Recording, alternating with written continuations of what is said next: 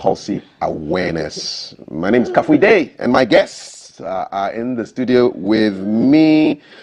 Dorothy Asamoah is a WHO rehabilitation expert and CEO of Physio Solutions and Rehabilitation Center. Sitting next to her is young Abdul Mubarak Seidu, who's living with cerebral palsy. His mother is also sitting next to him. It's Rejoice Agbamafo Seidu. I've got Daryl sitting next to his mother, Rachel Kwena, who's Secretary of the Cerebral Palsy Ghana. You're all welcome. Good morning. Good morning. Thank you. Okay, so I'm going to start with Dorothy first of all. And Dorothy, I'm just curious about, so just brief description of cerebral palsy and how physiotherapy can help with people living with cerebral palsy, Dorothy. Okay, cerebral palsy is a congenital movement disorder. It affects the muscles of the child and also affects posture as well. It doesn't have a specific cause. It has a myriad of factors that result in cerebral palsy. Factors before birth, that's when the mother is pregnant. Factors at the time of birth, and also after birth. So within the infantile stage, a child can develop cerebral palsy, whereby the brain is damaged by some other condition. And in Ghana, statistics show that we have about 2 to 10 out of 1,000 live births having cerebral palsy. So it's an issue of concern. And how do physiotherapists come in with respect to caring for people living with cerebral palsy? This is a movement disorder. So physiotherapists come in to help restore the movement patterns. We come in to relax the muscles of these patients. We come in to help them to be able to learn through the different milestones, because when a child develops cerebral palsy, they are unable to attain the developmental milestone as they have to in the normal child. So the physio comes in to help. We call it habilitation. Okay. We train the children to learn the movements, to learn how to sit, to learn how to crawl, to learn how to turn and all that. Till eventually we get the children to walk again. Okay. Let me come to Rachel, because you are with Cerebral Palsy Ghana. Yeah. What is the level of awareness in Ghana about the condition of cerebral palsy? Yeah, thank you so much, Kafui. Awareness in Ghana with cerebral palsy is not too much compared to the other neurological illness or diseases that we have, like autism and the rest. But looking at cerebral palsy, we term it as CP. The awareness is not that great. That's why we need people like you in the media and to help us. Okay. To tell people more about it, especially with the stigmatization and other things. Let's talk a little bit about that. I mean, okay. What's it like? Because you are a mother with a child who has CP. Yes. Yes. What's that experience like? Okay, stigmatization is I would say is a painful thing to a mother having a child with cerebral palsy. Let me talk about just one experience of mine. I live behind Texville, that's on the Spring Tex Road. And when I gave birth to Daryl, I used to go for physio at 37 Military Hospital. And then on my way one day, I picked Chocho from Texpo. And by then he was drooling, he didn't have neck control, 15 years ago. So people didn't really know much about it. The mate was like, if you can't pay for the seat, because nobody wanted to sit by me. Yes. So the mate told me point blank, if you can't pay for the seat beside you, then madam, you have to get down for me to finish loading my Chocho to move on. So imagine if I couldn't pay, then which means I wouldn't go for physio. Did you pay? Yeah, I had to. I had to. So if somebody can't afford, I think those are some of the reasons why people lock theirs in the room and they don't want people to access them. And having a child like that in Ghana, people have so many superstition, beliefs and stuff on it. Maybe a sin your great-grandfather has done. They have so many things they say to attach to us. But as she said, it's something in the brain. It's a neurological thing. You know, Daryl, he had neonatal jaundice. So through the neonatal jaundice, he had the cerebral palsy. But I feel now, last month they had something called the Yellow Month. Okay. And Yellow Month was awareness for jaundice. When I saw it, I was so excited. just because I suffered that, my son suffered the jaundice. So now that they are doing the awareness, I feel now they should thoroughly check the kids, I mean the babies, before we are discharged. Because we saw this when he was just 3 days old, which means he had it before we came home. And it was so intense that he had blood exchange transfusion. So it was like from birth. I was a fresh mother. I didn't know anything about kids. I didn't know anything. I thought I'd given birth to a fair baby. I mean, it was so he was, but at a point in time, he was turning yellow. So that was when a friend came up, I mean, a cousin came around and was telling me to rush him to the hospital. But when we got there, you know what they told me? They said I should just go and expose him to the sun. So this cousin of mine is a doctor. He said, no, insist for a transfer to a different hospital. So that was how I got to 37. And immediately I got there, they just took him from me and they started the processes. So I would have lost my boy if I had just exposed him to the sun. Okay. Daryl, good morning. How are you? How's everything today?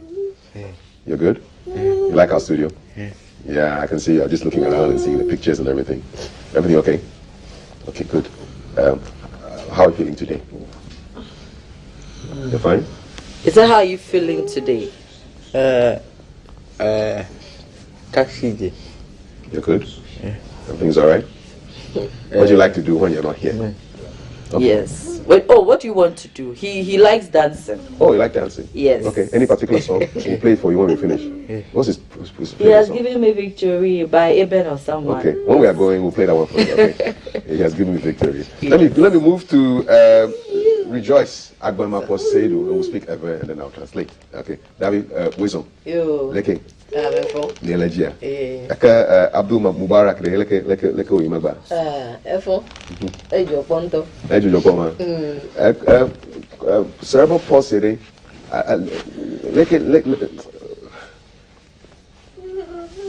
Leke no yimi kle dolele ya. Oh, edena funtolo. Cerebral palsy anyi na na ikeneva umoma. Kuna wambe kata maganye na neko. La mofon kuma amodo na kpare vina na ma osusube uya megala ma umakula. So what she's saying is that it's tough caring for a child with cerebral palsy because people have all kinds of they don't even think you're a human being because you have a child who has cerebral palsy. Yiji. Yiji. Nene do fu blowa be won top no no me edena fu. Yeah. So when she takes public transport with her child, people don't treat her nicely, and it's the my left about the ya had to my feet. Ya know you. Because I know people. If you have edited or 10 star, no do for cry ma like Yamado akota afia na John anot tumana ma.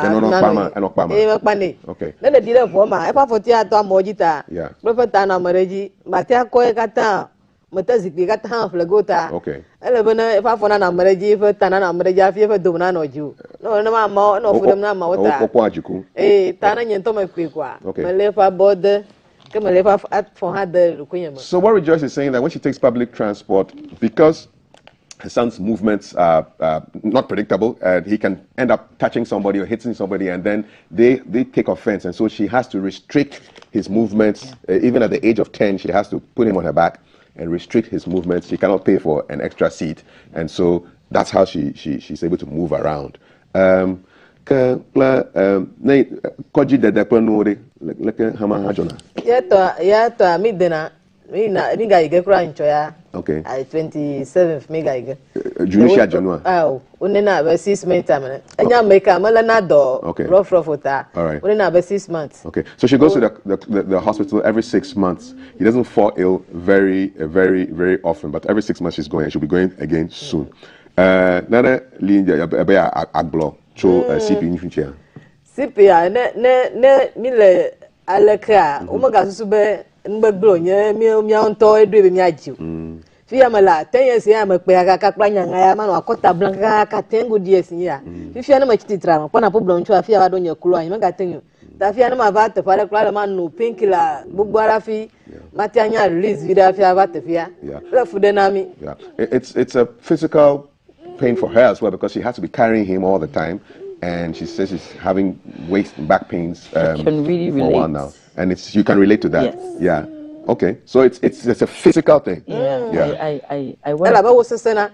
Yes, because they are strong. Yes. So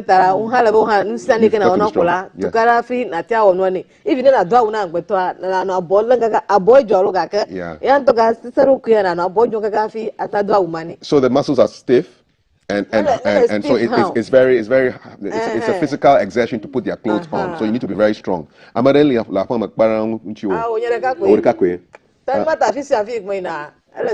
Tafla chelo ma biado fofuade. Bufali, aka godo ga ya ba dina na fe mi aruta ya na ngonya gaku. Okay. Ejo. Kaka akhwebe ye into you. Oh, ya ma won you, ma dan kuda mi anu. Okay. So I was just asking about her father and the father of Abdul Mubarak. And says, well, they live together. He's accepted him as his child. He hasn't abandoned him.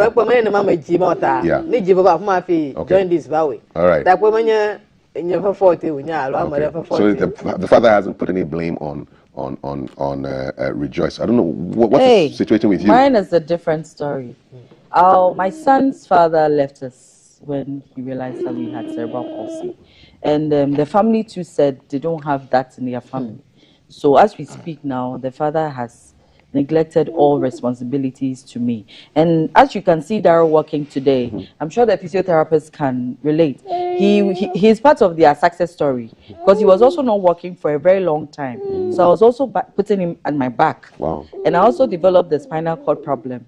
And through that too, during the COVID, I went to carry a gallon of water and I fell. So I was bedridden for a while. Who was looking after Daryl? Yes. When you were bedridden, who was looking after him? It was funny. This boy was helping to take care of me when I was bedridden. I had some friends coming over. I have people. This is an emotional thing I'm talking about, but I need to be strong to do this because I'm here to encourage other mothers to make them stronger. You know, at that time, Daryl was not as he is now. Okay, now you can see Daryl walking, but for him, he gets seizures. Serious seizures that we need to, almost every month you get a seizure, we'll go on admission, we'll stay in the hospital for a week, we have to use like 2-3 days to recover. So you can imagine, I was working in a corporate institution. Because of that and my spinal cord problem, I had to resign. So as we speak now, not just me, in our association, we have so many of the mothers that the fathers have gone away from them, and most of us have lost our jobs. Some are hairdressers, people don't want to patronize them.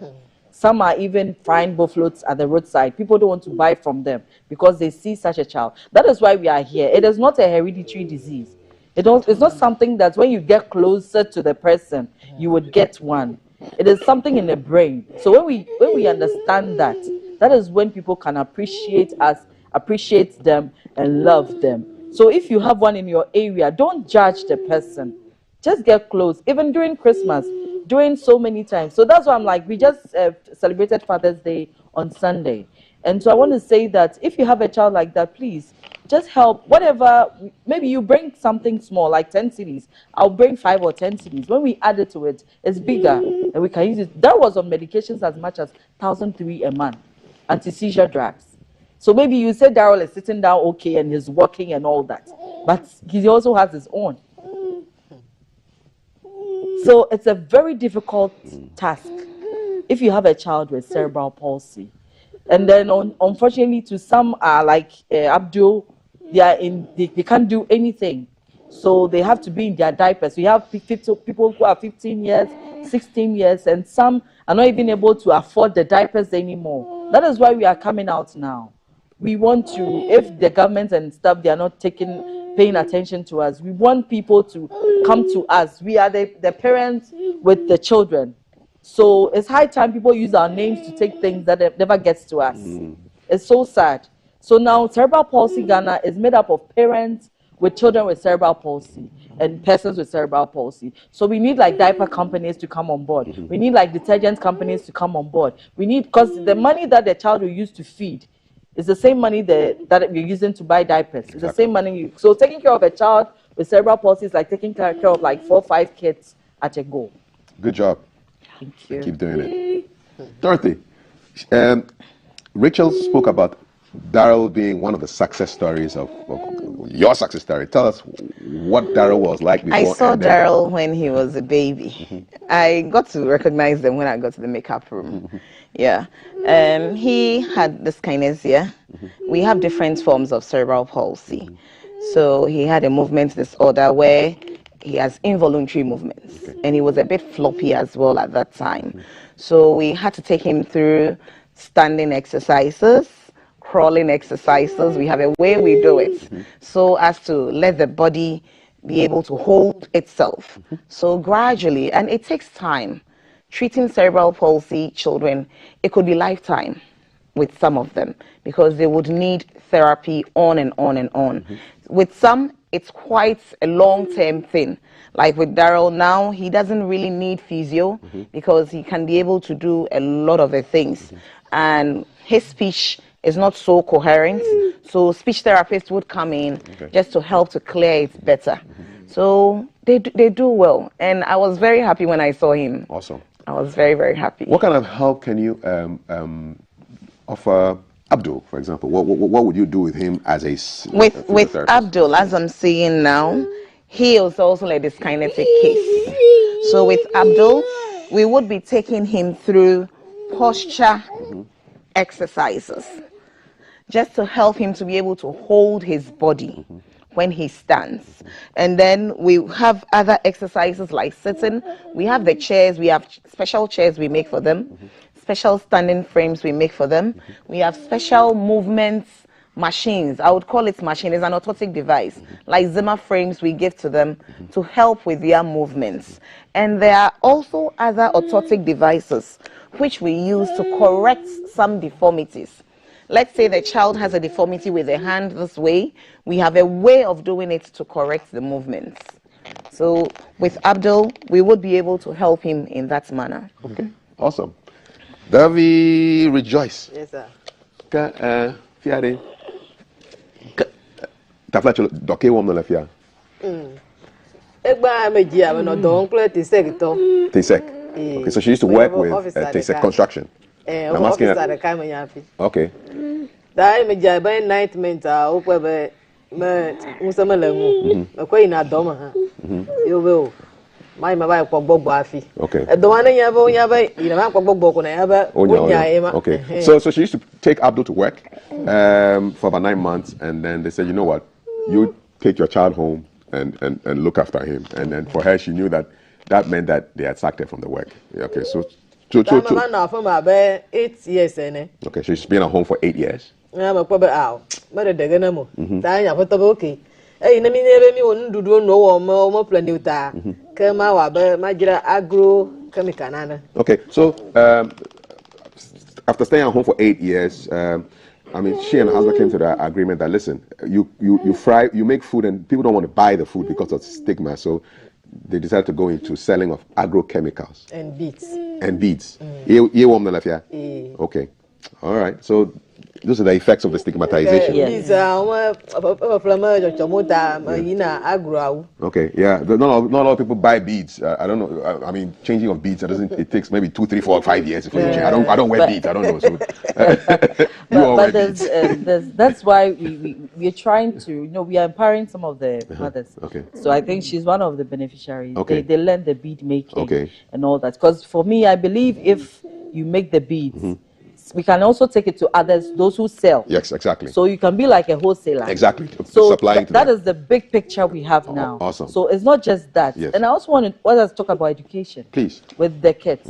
Daryl, for instance, they call something inclusive education. So he's now going to a normal school. Okay. But the saddest thing is that he's just going through the system. Maybe one day an education person would have to come around to speak to us how they are teaching these kids and what is coming out of them. So he's still being able, for the teachers and other things, I can say kudos to them. Because when it comes to care, when it comes to Madam Dorothy and everybody, God bless you for taking care of our special Daryl for us. But when it right now he needs an occupational therapist. So yeah, Madam Dorothy. So yes, I feel they have something like creative art. Yes. So why don't they help them in that area so they can develop something great. So he wouldn't be a burden on me forever. Exactly. I'm not saying that he's a burden, but like he will also be an independent person. Yes. We are having a program, so we'll talk about that one too. Okay, before we talk about that program, how are you taking care of yourself? I mean, she's saying she's selling agrochemicals, Yes. the beads. How are you making a living? You left the corporate work. Yeah. For me, currently, I'm trying to run a business.